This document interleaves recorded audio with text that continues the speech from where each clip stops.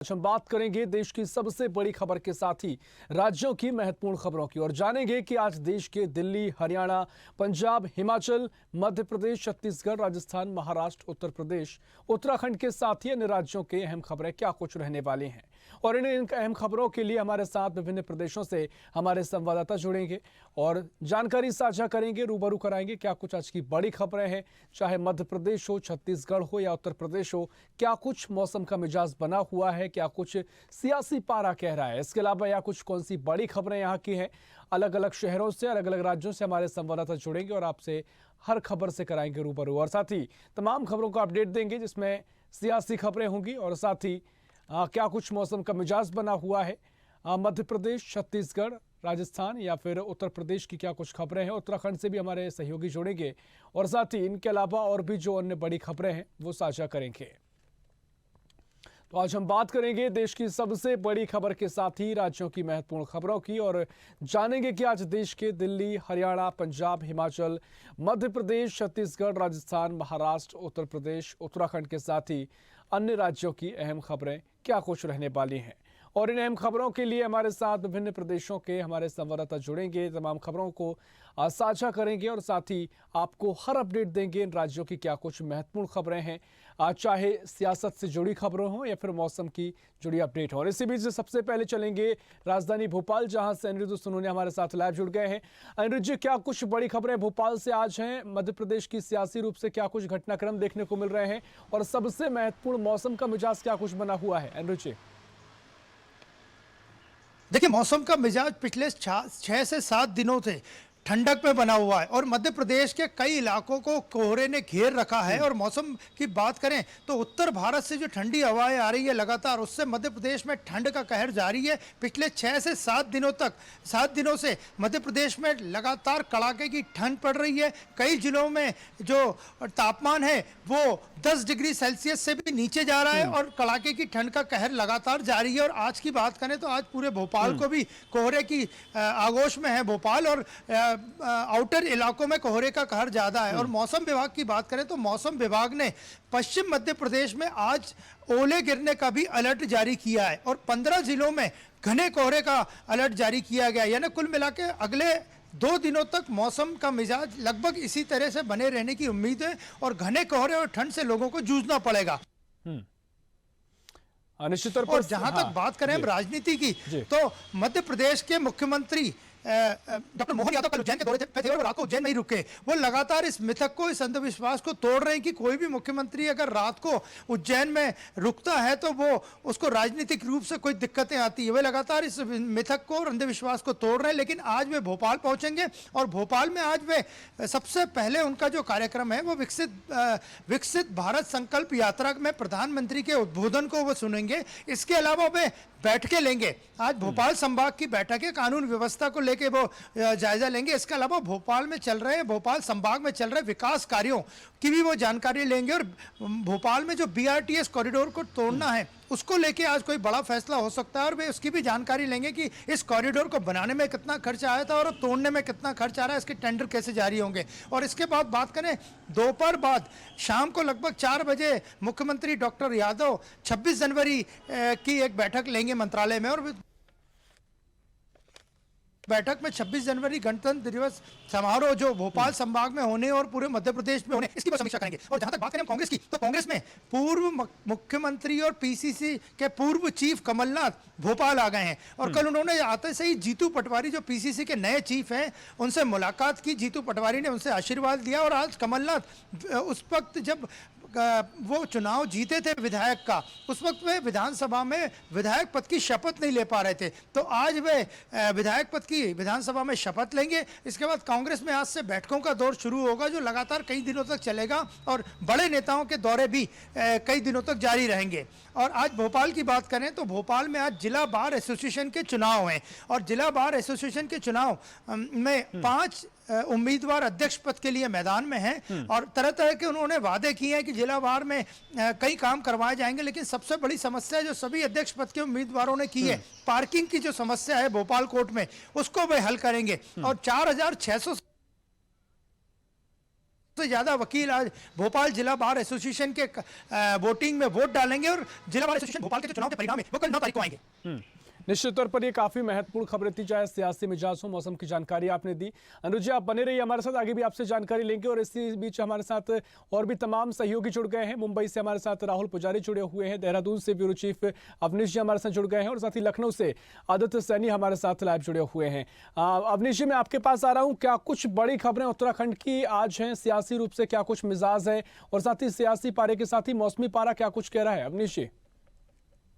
बिल्कुल ऋषभ, देखिए यहाँ पे अगर बात करें सियासी की, तो यहाँ पे सियासी जो जरिया है उसमें एक बार फिर जो है अंकिता हत्याकांड का जो जिन है वो बाहर आ गया है, क्योंकि 2024 इलेक्शन आना है और यहाँ पे लगातार जिस तरीके से बैठकें हो रही है, कमेटियां बैठी जा रही है, निर्णय लिए जा रहे हैं कि कौन कौन से यहाँ पर रणनीति तैयार की जाएगी। पर जिस तरीके से देखते हुए कि कल जो है यहाँ पे अंकिता की जो माँ है उनका एक बयान सामने आया है, जो ऑडियो वीडियो सामने आया, उसको लेके अब यहाँ पे जो है यहाँ पे हलचल तेज हो गई है। और जो करण महाराज जो प्रदेश अध्यक्ष है कांग्रेस के, उन्होंने सीधा हमला यहाँ पे जो है भाजपा पर बोलना शुरू कर दिया।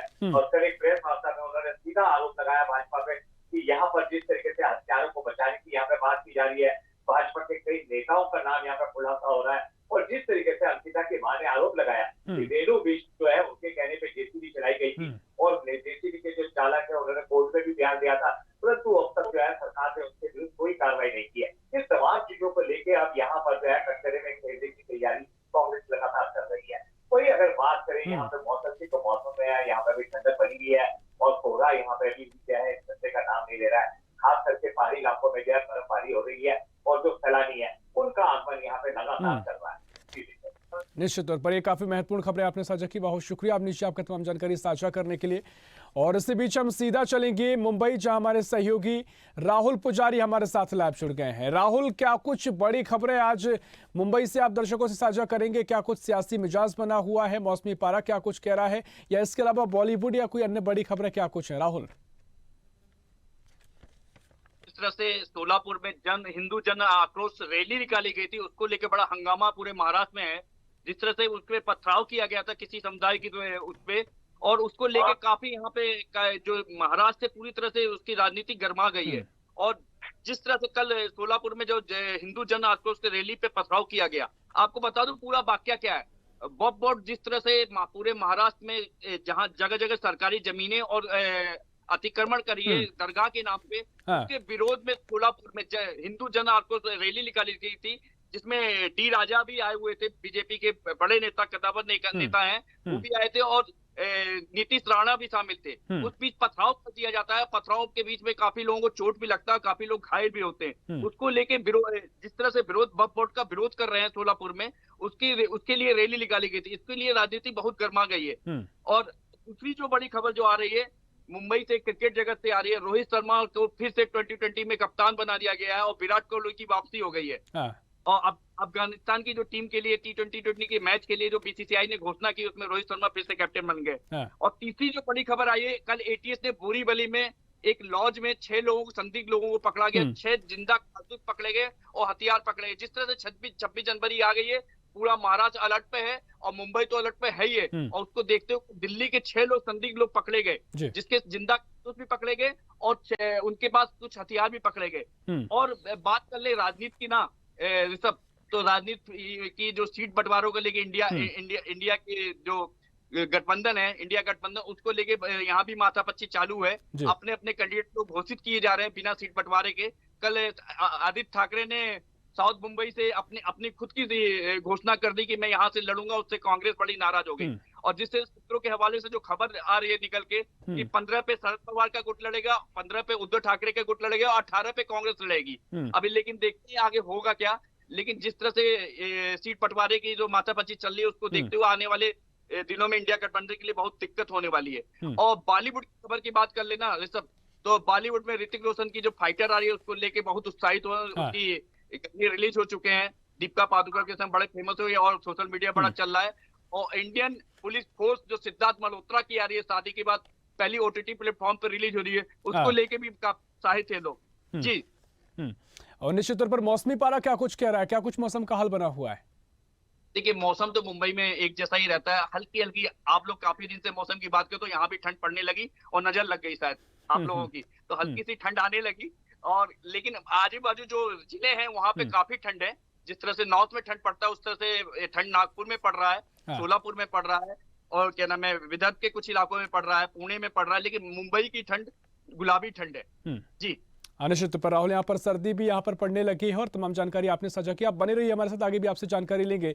सीधा रायपुर चलेंगे जहां हमारे सहयोगी शशिकांत साहू हमारे साथ जुड़ गए हैं। शशिकांत, क्या कुछ बड़ी खबरें आज रायपुर से आप साझा कर रहे हैं? क्या कुछ सियासी हाल यहाँ पर बना हुआ है? मौसम का पारा क्या कुछ कह रहा है? ऋषभ, देखिए, सबसे बड़ी खबर अभी निकल कर सामने आई है कि जो पूर्व मुख्यमंत्री भूपेश बघेल है, उनके पिता का निधन हो गया है। पूर्व मुख्यमंत्री भूपेश बघेल के पिता नंद कुमार बघेल कई दिनों से बीमार चल रहे थे, काफी दिनों से उनका इलाज चल रहा था। रायपुर के एक निजी अस्पताल में उनका काफी दिनों से इलाज चल रहा था। इसमें हमने देखा था कि जो पूर्व मुख्यमंत्री भूपेश बघेल है, उन्होंने उनसे मुलाकात करने के लिए भी गए थे, लेकिन उनकी हालत है वो काफी बिगड़ती गई। जो है आज सुबह जो है उनका जो है निधन हो गया। अभी जो पूर्व मुख्यमंत्री भूपेश बघेल है वो दिल्ली में है, चूंकि जो है आज इंडिया अलायंस की जो है बैठक होनी थी, बैठक में भी शामिल होने के लिए गए थे। बैठक में जो है चूंकि इंडिया अलायंस जो गठबंधन है वो चुनाव लड़ रहे, तो सीट शेयरिंग को लेकर चर्चा होने वाली थी। लेकिन अब जो है पूर्व मुख्यमंत्री भूपेश बघेल 12 बजे जो है रायपुर पहुंच जाएंगे। उनके पिता के जो पार्थिव शरीर है उन्हें पाटन सदन में रखा गया है, पाटन में सदन में वहां रखा गया है, वहां लोग अंतिम दर्शन कर पाएंगे। उसके बाद जो है उनका जो है अंतिम संस्कार किया जाएगा। और उसके अलावा राजनीतिक बात की जाए तो लगातार लोकसभा चुनाव के मद्देनजर बीजेपी जो है काफी एक्टिव मूड में नजर आ गई है। एक के बाद एक बैठकों का दौर देखने को मिल रहा है। इससे पहले हमने देखा था कि तमाम जो नेता है, सभी मंत्री है, सभी की जो है बैठक एक साथ हुई थी। और कल एसटी मोर्चा की बड़ी बैठक हुई। एसटी मोर्चा में आगामी जो रणनीति है उन्हें बताया गया। इसके अलावा जो 90 सीटों में जो विधानसभा सीट में जो प्रत्याशी हारे हैं, उन प्रत्याशियों के साथ भी बैठक किया। और बैठक करने के बाद जो है हार के कारणों को जाना और आगे लोकसभा चुनाव के लिए उन्हें जो है गाइडलाइन दी है, साथ ही जो है निर्देश भी दिया है कि किस तरह से भूमिका उन्हें लोकसभा चुनाव में निभाना है। इसके अलावा बात की जाए तो सभी 5 संभागों में बीजेपी कार्यकर्ता सम्मेलन कर रही है। इससे पहले जो है दुर्ग और बस्तर संभाग में कार्यकर्ता सम्मेलन किया था। आज जो है अंबिकापुर और बिलासपुर में कार्यकर्ता सम्मेलन करने जा रहा है, जिसमें जो है मुख्यमंत्री विष्णुदेव साय, पूर्व मुख्यमंत्री विष्णुदेव साय, इसके अलावा पूर्व मुख्यमंत्री रमन सिंह, मतलब वर्तमान में अभी जो विधानसभा अध्यक्ष है, इसके अलावा जो डिप्टी सीएम है, दोनों डिप्टी सीएम इसमें शामिल होंगे। दोनों जगह जो कार्यकर्ता सम्मेलन होगा और कार्यकर्ताओं से मुलाकात होगी, उनकी जो है आभार व्यक्त करेंगे। जो जिस तरह से जीत बहुमत के साथ जो है बड़ी जीत का बीजेपी की विधानसभा में हुई, उसके लिए आभार व्यक्त कर रहे हैं। लगातार जो है कार्यकर्ता सम्मेलन कर रहे हैं। तो निश्चित चूंकि लोकसभा चुनाव है, उसको लेकर भी कार्यकर्ताओं से मेल मिलाप बीजेपी कर रही है। वही कोरोना की बात की जाए तो प्रदेश में कोरोना संक्रमण की स्थिति लगातार बढ़ते जा रहे हैं। हालांकि जो है संक्रमण बढ़ रहा है वो इतने खतरनाक नहीं है जो हमने पहले वेरिएंट, दूसरे वेरिएंट में देखा था। जो लोग ठीक भी हो जा रहे हैं, लेकिन जो इस तरह से जो संख्या है उसकी बढ़ोतरी देखते हुए लोगों को एहतियात बरतने की जरूरत पड़ेगी। जिस तरह से इतिहास हमने शुरू में निश्चित तौर पर ये काफी महत्वपूर्ण खबरें आपने साझा की हैं, चाहे कोविड की जानकारी हो, मौसमी पारा हो या सियासी रूप से जानकारी हो। आप बने रहिए हमारे साथ, आगे आपसे और जानकारी लेंगे। लेकिन सीधा ऐसे भी चल रहे हैं उत्तर प्रदेश की राजधानी लखनऊ, जहां हमारे सहयोगी आदित्य सैनी हमारे साथ लाइव जुड़े हुए हैं। आदित्य, क्या कुछ बड़ी खबरें आज आप साझा कर रहे हैं? क्या कुछ सियासी मिजाज बना हुआ है? मौसमी पारा क्या कुछ कह रहा है, या इसके अलावा कोई और बड़ी खबरें हो तो वो भी साझा करें। आदित्य, बात कर ले तो उत्तर प्रदेश की राजधानी की बात कर ले तो उत्तर प्रदेश की राजधानी में लगातार देखा जाए तो सबसे ज्यादा राम मंदिर को लेकर के उत्साह बना हुआ है। सबसे ज्यादा खास बड़ी खबर की बात करें तो 22 जनवरी प्राण प्रतिष्ठा कार्यक्रम को लेकर के उत्तर प्रदेश और उत्तर प्रदेश की राजधानी लखनऊ में कहीं न कहीं उत्साह देखने को मिल रहा है। और आपको बता दूं कि 22 जनवरी प्राण प्रतिष्ठा कार्यक्रम से पहले अभी जहां प्रधानमंत्री का दौरा हुआ, उसके बाद मुख्यमंत्री का दौरा हुआ, लेकिन अब कल की बात कर ले तो कल एक बार फिर मुख्यमंत्री योगी आदित्यनाथ जो निर्माण कार्य हो रहे हैं उनकी समीक्षा करने के लिए, उनका निरीक्षण करने के लिए कल एक बार फिर मुख्यमंत्री अयोध्या पहुंचेंगे। अयोध्या में तमाम जो प्राण प्रतिष्ठा कार्यक्रम, उससे पहले के जो भी कार्यक्रम है उन सभी की समीक्षा करेंगे और सभी चीजों को सबका निरीक्षण करेंगे। और आपको ये भी बता दूं कि मुख्यमंत्री योगी आदित्यनाथ कहीं भी किसी प्रकार की कोई कमी नहीं छोड़ना चाह रहे, क्योंकि ये भव्य आयोजन है, बड़ा आयोजन है। उसको लेकर के कहीं ना कहीं देखा जाए कि पूरी तरीके से मुख्यमंत्री योगी आदित्यनाथ तैयारी में लगे हुए हैं। और आपको बता दूं, नगर विकास मंत्री और ऊर्जा मंत्री AK शर्मा सहित वन मंत्री अरुण सक्सेना भी वहां पर कल पहुंचने वाले हैं। अभी हालांकि अभी किसी प्रकार का कोई प्रोटोकॉल आया नहीं है, लेकिन जो खबर आ रही है कि मुख्यमंत्री योगी आदित्यनाथ कल अयोध्या पहुंचने वाले हैं। और आपको बता दूं इसी बीच में ऋषभ, बड़ी खबर की बात करें तो लोकसभा चुनाव से पहले कहीं ना कहीं देखा जाए सभी पार्टियां एक दूसरे को कहीं ना कहीं घेरने का काम कर रही है। एक दूसरे को लोकसभा चुनाव में पूरी तैयारी जिस तरीके से सब कर रहे हैं उसको लेकर के कहीं ना कहीं देखा जाए सब एक दूसरे के ऊपर पलटवार कर रहे हैं। देखिए जिस तरीके से समाजवादी पार्टी के राष्ट्रीय अध्यक्ष अखिलेश यादव का बयान आया कि संसदीय चुनाव में जो विधानसभा चुनाव है उसको लेकर के कहीं ना कहीं बसपा को भारतीय जनता पार्टी का आशीर्वाद मिला, उसको लेकर के कहीं ना कहीं मायावती की बात करें तो मायावती ने जो बसपा सुप्रीमो मायावती है उन्होंने अखिलेश यादव को घेरने का काम किया, अखिलेश यादव को पलटवार किया। कहीं ना कहीं देखा जाए तो जो बसपा सुप्रीमो मायावती हैं अखिलेश यादव से खासा नाराज नजर आ रही हैं। और आपको बता दूं कि जिस तरीके से लोकसभा चुनाव नजदीक आ रहा है उस तरीके से देखा जाए सभी पार्टियों में कहीं ना कहीं देखा जाए कि राजनीतिक गलियारों में कहीं ना कहीं गर्मा गर्मी काफी हद तक देखने को मिल रही उत्तर प्रदेश में।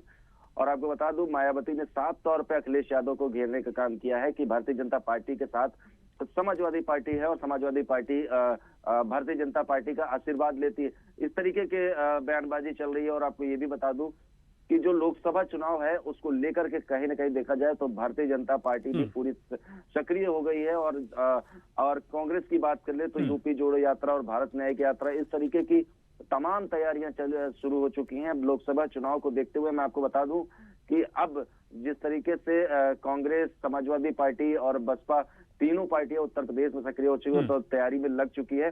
उसको देखते हुए आपको बता दूं कि जिस तरीके से बयानबाजी भी चल रही है और वो सब चीजें लगातार जारी हैं, इसको लेकर के आपको बता दूं कि लोकसभा चुनाव में काफी इस बार देखने को कई चीजें देखने को मिलेंगी, क्योंकि जो पार्टियां हैं आपस में एक दूसरे के साथ जो निश्चित तौर पर यहाँ पर सियासी पारा जरूर गर्मा रहा है और लगातार जो घटनाक्रम है सियासी रूप से देखने को मिल रहे हैं।